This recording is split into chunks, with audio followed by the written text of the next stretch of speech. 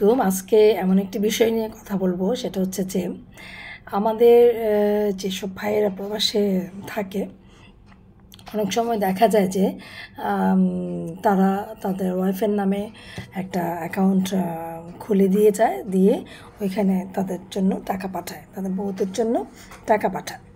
তো টাকা পাঠায় প্লাস আসার সময় অনেক সময় দেখা যায় আসার সময় বউর জন্য টুকটাক স্বর্ণ অলংকার সেটা নিয়ে আসে। তো অনেক সময় দেখা যায় যে এই বউরা সাধারণত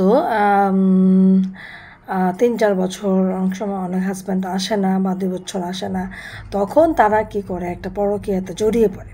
অনেক অনেক বউরা এই কাজটাই করে থাকে, পরকীয়াতে জড়িয়ে পড়ে। সে কি করে, তার যত স্বর্ণ অলংকার টাকা পয়সা যা কিছু আছে সব কিছু নিয়ে সে যার সাথে পরকীয়া করেছে তার সাথে চলে যায়। তো এটা একটা বিষয়। আরেকটা বিষয় হচ্ছে যে অনেক সময় দেখা যায় যে ডিভোর্সটা দিয়ে যার সাথে পরকীয়া করছে তার সাথে চলে যায়। তো এই ক্ষেত্রে যে আমাদের যে প্রবাসী ভাইয়েরা রয়েছে তাদের যেটা করণীয় সেটা হচ্ছে যে যখনই আপনি বুঝতে পারবেন যে আপনাকে ডিভোর্স দিয়েছে, তখনই আপনি দেশে আসবেন।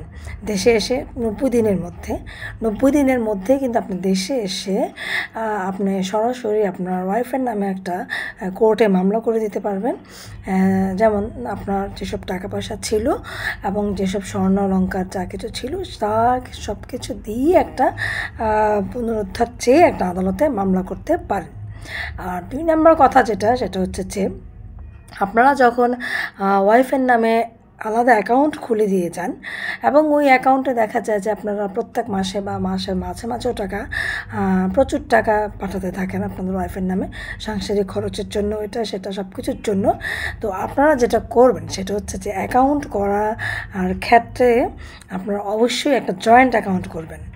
তো জয়েন্ট অ্যাকাউন্ট যখন করবেন, যখন সে লেনদেন করছে তখন কিন্তু আপনার কাছে একটা মেসেজ চলে যাবে। এটা কিন্তু আপনার জন্য একটা ডকুমেন্ট।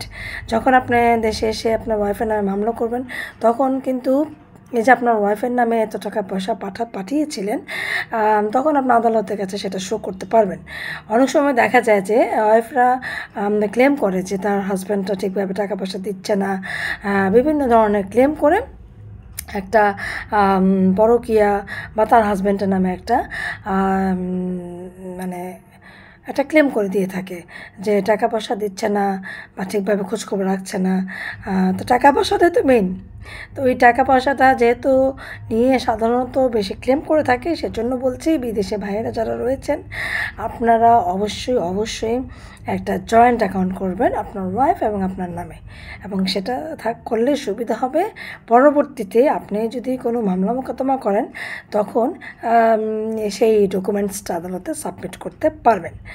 আর 1 নাম্বার হচ্ছে সেটা হচ্ছে যে যদি পরকীয়া করে আপনার ওয়াইফ চলেই যায়, তখন আপনি যদি তালাক দিয়ে চলে যায়, আবার একটা বিয়ে করে ফেলে, আপনার সাথে বাংলাদেশে এসে আপনার ওয়াইফের নামে একটা মামলা করে দিবেন।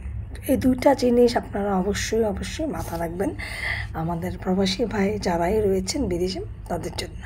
খোদা হাফেজ।